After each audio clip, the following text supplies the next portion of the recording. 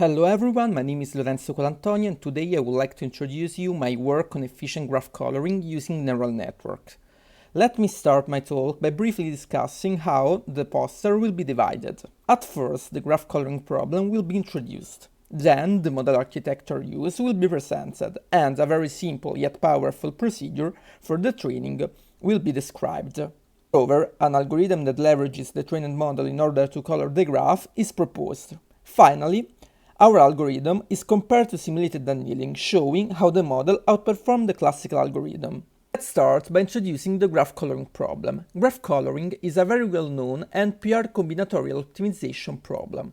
The goal is to assign one of q colors to the vertices of a graph, such that adjacent nodes have different colors. The problem is equivalent to finding a minimum of the Potts model, such that the energy is equal to 0.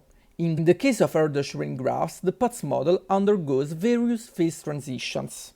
These phases define how difficult it is to find a proper coloring for different values of average connectivity C. The graph neural network used is a mass passage neural network composed by k-layers.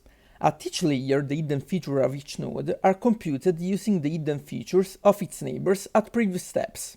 Both the messages and the hidden features are obtained using two different neural networks, namely phi-k and gamma-k.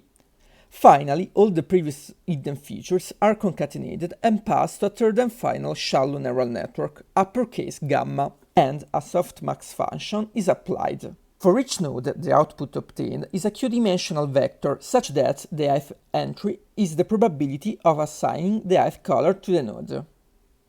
Now let's discuss how our model can be trained. The loss function to minimize is a semi-supervised function composed by two different terms. The first term is a modified version of the Potts Hamiltonian previously introduced. The second term is a supervised term, namely the overlap between the output of the model and a configuration that satisfies the perfect coloring. Let's observe that in this framework we need to know a feasible configuration for each graph of the dataset. These can be very computationally expensive. For this reason, the dataset is generated by quite planting the solution. The input used for the training is a noisy version of a feasible configuration. For example, we can apply a Gaussian diffusion process. Let's discuss the coloring algorithm. At first, we initialize the graph using a random coloring. Then, we use our model in order to find a configuration having smaller energy, resulting in fewer conflicting edges. Moreover, we observe that applying iteratively the model to the output results in lower and lower energies. Unfortunately, after a large number of steps, we often find some configurations that are local minima of the energy landscape. We can solve this problem by adding some noises to the output obtained after each application of the G and N. This allows us to screen from attraction basins of local minima, resulting in finding configurations that satisfy perfect coloring. In these plots, the performances of our trained model are compared to the performances of simulated annealing, one of the most frequently used algorithms in order to solve graph coloring.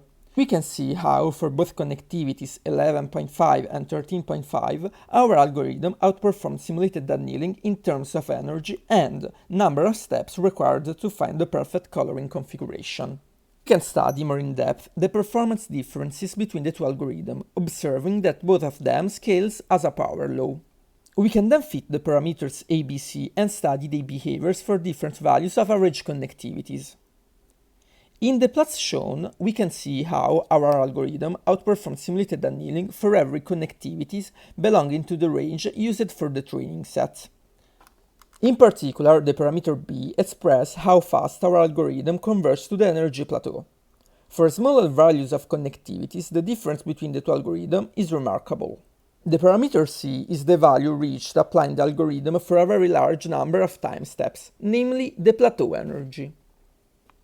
We finish the talk by discussing the generalization power of our algorithm for different graph sizes. We remind you that the model was trained using Golin graph having n equal to 1000. Although, as is possible to see, the fraction of conflicting edges for larger graphs is statistically compatible one with another. This virtually allows us to train the model using smaller graphs, thus requiring fewer resources. Thank you for your attention.